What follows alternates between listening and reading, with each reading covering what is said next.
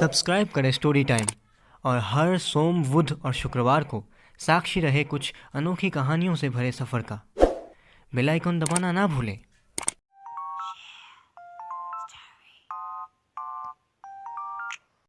इस कहानी के सभी स्थान, काल, पात्र काल्पनिक है। कृपया कर इसे गंभीरता से ना लें। ये कहानी सिर्फ मनोरंजन के लिए बनाई गई है।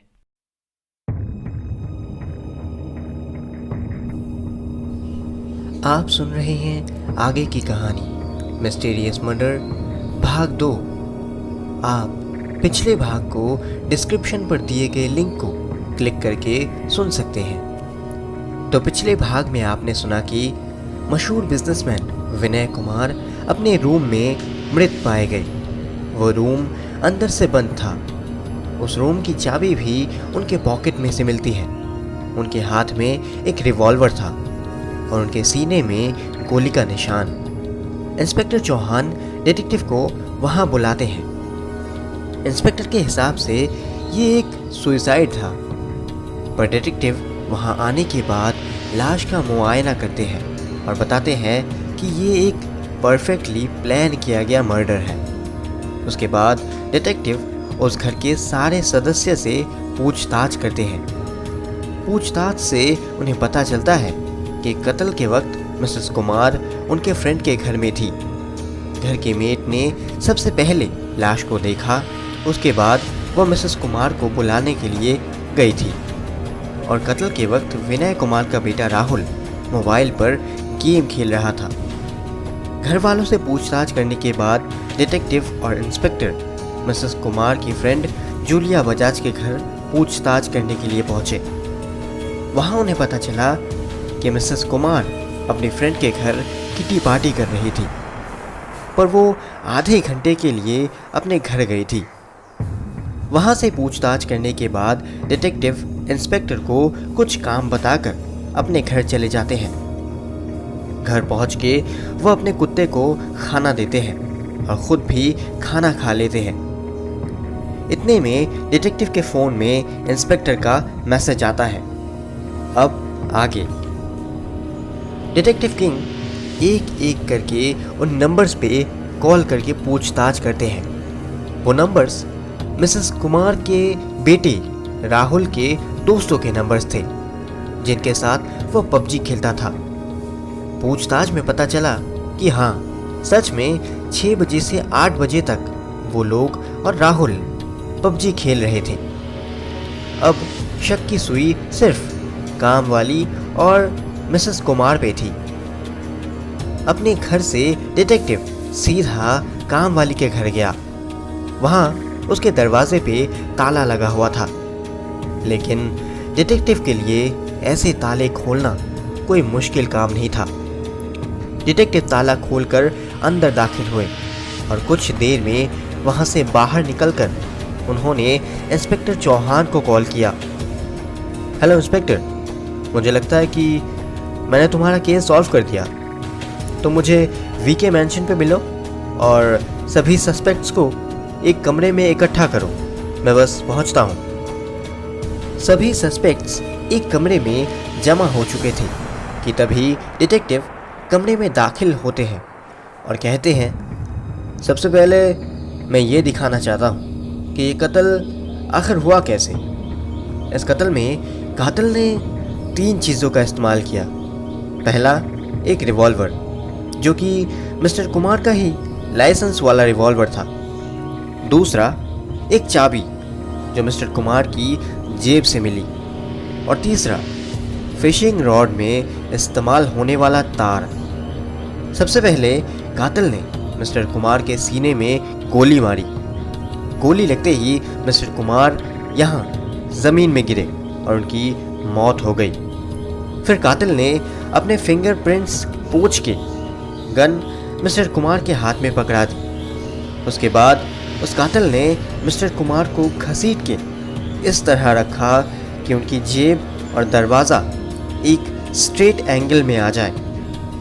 फ्लोर में गिरे खून के छींटों में घसीटने के निशान थे। सभी लोग डिटेक्टिव की बातों को बड़े ही ध्यान से सुन रहे थे। सभी के चेहरों में हैरानी साफ झलक रही थी। डिटेक्टिव ने फिर कहा, कातिल बहुत शातिर था।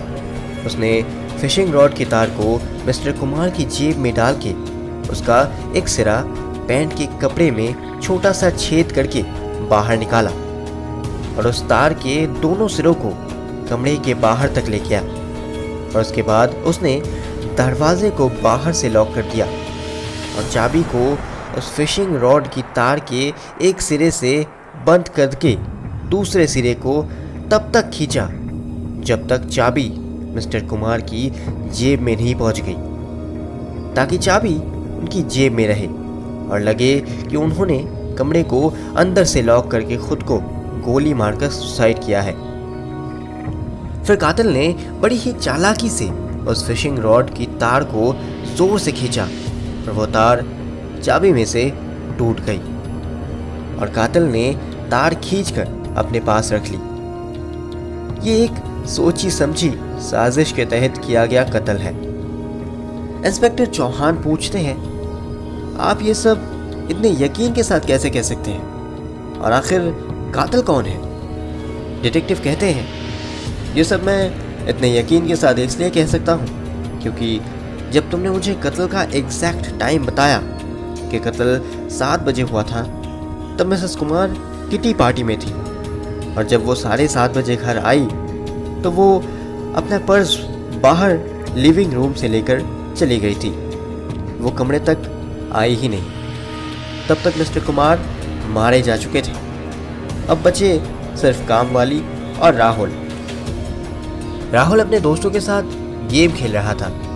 उसने अपने कानों में हेडफोन्स डाले हुए थे और गेम्स में चल रही गोलियों की आवाज़ के बीच राहुल को घर में चली गोली की आवाज़ सुनाई ही नहीं दी और फिर आखिर में मेरा शक गया कामवाली पे। घर में गोली चली और उसने आवाज़ नहीं सुनी, ऐसा कैसे हो सकता है? क्यों, सही कहा ना मैंने? डिटेक्टिव ने हल्की सी मुस्कान लेते हुए कामवाली से पूछा। यह सुनकर उसके चेहरे का रंग उड़ चुका था। अब कमरे के सभी लोग कामवाली की तरफ देख रहे थे। ये कामवाली ही कातिल है, डिटेक्टिव किंग ने कहा। उसने चिल्लाते हुए कहा, यह सब झूठ है, मैंने साहब को नहीं मारा। डिटेक्टिव ने कहा, अगर तुमने मिस्टर कुमार को नहीं मारा तो ये फिशिंग रॉड की तार तुम्हारे घर पे क्या कर रही थी? उसने रोते हुए और लगभग चीखते हुए कहा, इस तार के मिलने से ये साबित नहीं होता कि खून मैंने ही किया है। मैं उन्हें क्यों मारूंगी? डिटेक्टिव ने दबाव देते हुए कहा, इस तार का टूटा हुआ हिस्सा अभी भी उस चाबी से बंधा हुआ है जो मिस्टर कुमार की जेब से मिली थी और अब इंस्पेक्टर चौहान के पास है। इंस्पेक्टर चौहान ने सबूतों वाला पैकेट निकाला। हाँ, उस चाबी में एक तार का टुकड़ा बंधा हुआ था। डिटेक्टिव ने कामवाली की आंखों में देखते हुए फिर कहा, अब आपका दूसरा सवाल कि आप मिस्टर कुमार को क्यों मारेंगी?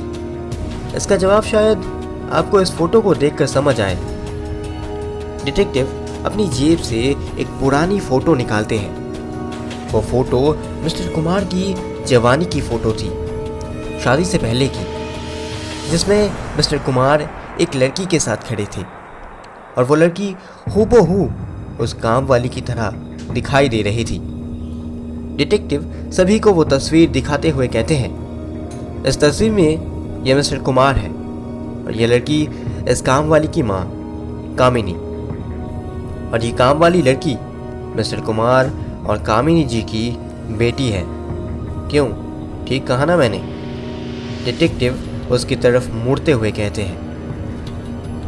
वो कामवाली लड़की कुछ देर चुपचाप खड़ी रही और फिर वो जोर जोर से रोने लगी और कहा, हाँ, मैंने ही मारा है इस आदमी को। मेरी माँ को गर्भवती अवस्था में छोड़कर इस आदमी ने दौलत के लालच में किसी और से शादी कर ली। इसकी वजह से मेरी माँ जिंदगी भर रोती और तड़पती रही। लोग न जाने कैसे कैसे ताने मारते मेरी माँ को।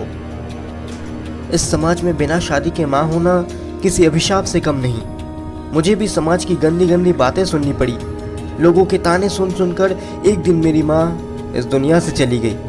सिर्फ इस घटिया लालची धोखेबाज आदमी की वजह से मेरी माँ की जिंदगी बर्बाद हो गई। इसलिए मैंने फैसला किया कि इस आदमी को मार डालूंगी, जिसकी वजह से हमारा सब कुछ बर्बाद हो गया। उसे मैं कैसे जिंदा छोड़ सकती थी, इसलिए मार दिया मैंने इसको, और मुझे इस बात का कोई अफसोस नहीं। आज मेरी माँ की आत्मा को शांति मिल जाएगी। उस काम वाली लड़की को गिरफ्तार कर लिया गया और मिस्टर कुमार की लाश को पोस्टमार्टम के लिए भेज दिया गया। इंस्पेक्टर चौहान डिटेक्टिव के पास गए और उनसे कहा, थैंक यू डिटेक्टिव, आपने बड़ी ही सूझबूझ के साथ इस रहस्य को सुलझा दिया। मान गए आपको। पर जब उस लड़की को ले जाया जा रहा था तब डिटेक्टिव के चेहरे पर अभी भी चिंता के भाव नजर आ रहे थे। इंस्पेक्टर चौहान ने डिटेक्टिव से पूछा, क्या हुआ डिटेक्टिव, आप कुछ परेशान लग रहे हैं, सब ठीक तो है ना? डिटेक्टिव ने कहा, मुझे ऐसा लगता है कि इस केस का दूसरा पहलू वही बाकी है। तो इस कहानी का दूसरा भाग कैसा लगा आपको? कमेंट्स में हमें ज़रूर बताइएगा। और हाँ, इस कहानी के तीसरे भाग में आपको एक बहुत बड़ा ट्विस्ट देखने को मिलेगा, जो कि इस पूरी कहानी को पलट कर रख देगा। तो इस कहानी के तीसरे और आखिरी भाग को देखना मत भूलिएगा। अगर ये कहानी आपको पसंद आई तो इसे लाइक और शेयर ज़रूर करें, और हाँ, सब्सक्राइब करके बेल आइकन दबाना ना भूलें। मैं फिर लौटूंगा एक और अनोखी कहानी के साथ। तब तक के लिए सुनते रहिए story time. Keep listening, keep learning.